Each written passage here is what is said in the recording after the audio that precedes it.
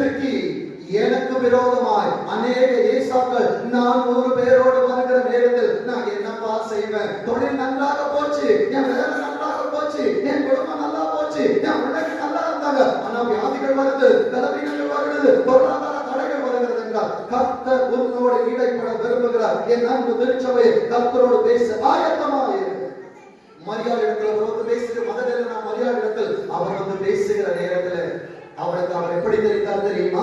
15வது வசனத்தை வாசிங்க. இயேசு அவரை ஸ்திரீயே ஏன் அழுகிறாய், யாரை தேடுகிறாய் என்றார்.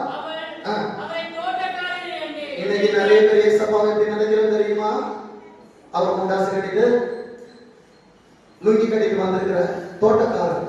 என் அன்பு தெய்வ பிள்ளைகளே, அவர் சத்தத்தை உண்மையாய் கேட்பாய் என்றார்.